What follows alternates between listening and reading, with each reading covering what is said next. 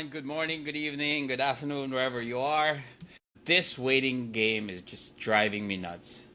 And I really wanted to make this video because if you're in the same boat as we are, if you're in the same situation or in a similar situation, I want you to know that whatever you're feeling, it's normal. It's not easy. In fact, it's really hard, but it is normal. And I wanted to take this time to just share tips to really help you stay sane, right? Because there's a lot of things that happens when you are in this immigration journey. And if you're ready, let's just get started. And I want to go back to the beginning. And this is going to be very helpful for us as we go into our journey. And that is the reality of organizing all those papers, all those documents. It was, to be specific, organizing those documents needed for your immigration journey. And that is, from the start of the journey, that is getting your work permit, your visas, getting you to go to the new place. So in our case, to Canada. But also, you will also need the same documents when you apply for a renewal of your permit, when you apply for permanent residency, and eventually for your citizenship. So it's very important that from the start, we organize it properly. We gather all the information that we need. And, for us personally, this was really hard because, it was somewhat hard because I think the pandemic made it hard in some ways, but also made it easy in other ways. And why do I say that? Because of the pandemic, a lot of these organizations, schools, and companies that I studied in and worked for have started to become more open with accepting and processing requests online, which is great. But there are still, of course, those, when we did this back in the pandemic, there were some organizations that we still had to do this manually. We still had to physically go there. And the biggest challenge for us, very vivid in my mind, was getting Elaine's college, diplomas and transcripts of records. Because unfortunately, during the pandemic, her school announced that they would be closing down permanently. So we had to rush and get, make our requests and have that processed, right? So tip for you, if you haven't gotten them already, if you don't have copies, you don't know where your copies are, get them now because you never know what's going to happen to those schools, those companies in the future. I have had a couple of companies that I used to work with closed down already. So there's no way I could get those paperworks. Thank goodness I kept physical copies of those papers. Now, what I really want to talk about is getting organized with the documents, getting hyper organized with the documents. And this, by organize, I meant both digital and physical organization. I took care of the digital for us. I scanned everything. I put them in separate Google Drives. I suggest you do that. Put it online so that it will have automatic backups. Don't put it on your local machine because if that dies down, good luck to you. Elaine, on the other hand, was the one who took care of the physical organization. And my goodness, I can't do that. I can't do what she did. Because what she did was she had this wonderful book binder. Everything sorted, everything organized. And it made it so easy for us when we were at the immigration, as we were leaving the country. She could easily pull up documents and knew exactly where they were. And even now, when we applied for our permanent residency, everything was in that binder, while I also had the digital copies. So if you have any organization tips, if you've also been in this journey, please put it up in the comments so that others can learn. But that's the tip for me. The first tip for me is really organize all your documents, not just for what you need right now, but in preparation for the rest of the steps in this process, because it's a long process to citizenship. All right? And now, not as soon, but every time you submit something, there goes into the next challenge with is that feeling of limbo. And this is the waiting game. This is where it gets. I'd like to think this is one of the hardest things that you go through because you have to prepare yourself mentally for this wait. It's just not easy. There's a tendency to want to check the progress daily. I did that for a while. I'd go into the website, check how did I get AOR, an acknowledgement of receipt.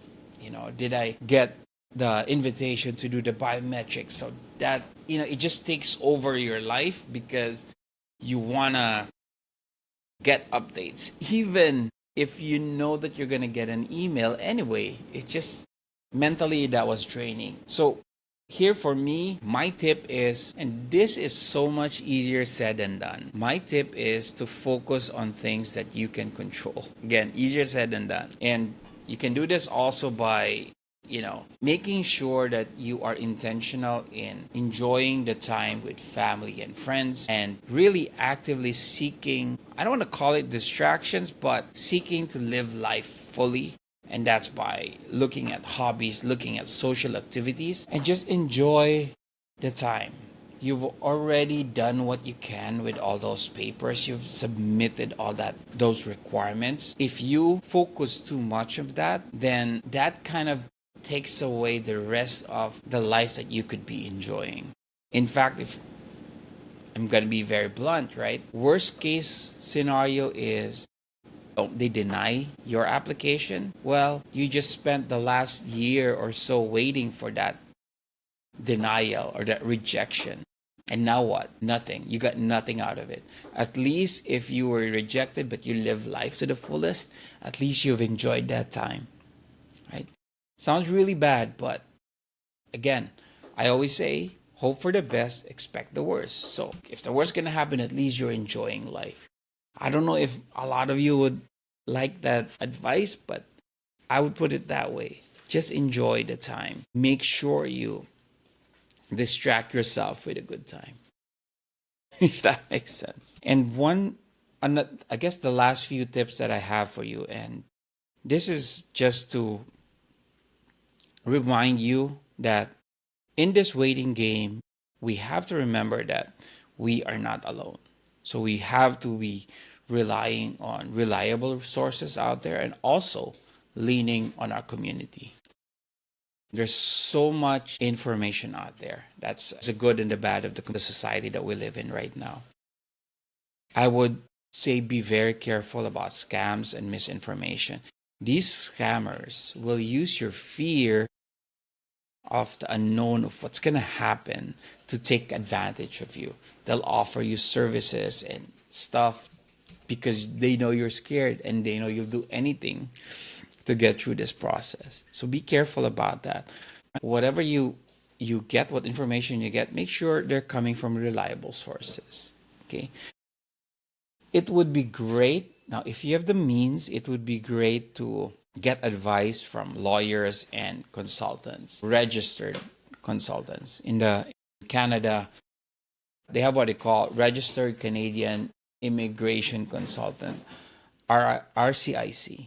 So make sure if you're going to pay somebody, make sure they are registered, make sure they are certified, and you get the best advice. Okay, and now leveraging on community. I talked about building friendships.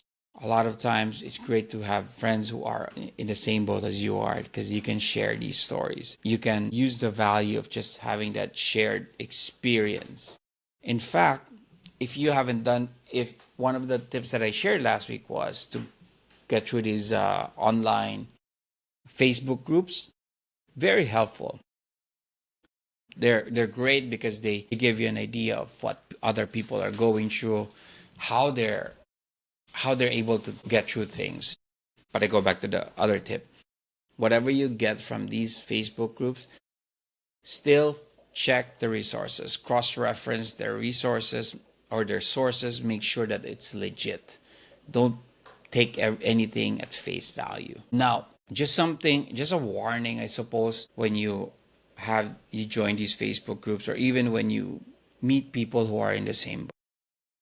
Be careful about comparing yourselves to them. because that can lead you in a rabbit hole. Don't compare your journey to their journey. And I say that from experience because we know people who came here at the same time, maybe even after we came here, and they've got their PRs. Should I, should I feel bad? No, I should be happy for them, right? But it's okay to feel bad at first. Like, oh my God, oh no, what's going to happen to me? That's all right. Don't worry about it. Okay? It's okay to feel that way, but don't stay. Don't keep that feeling. Understand that we all have our journeys. They have their different, what do you call this, experiences. They bring something different to the table maybe, and you have your own journey. So again, leverage those communities, but just be careful, and I guess don't let it make you feel down. Okay?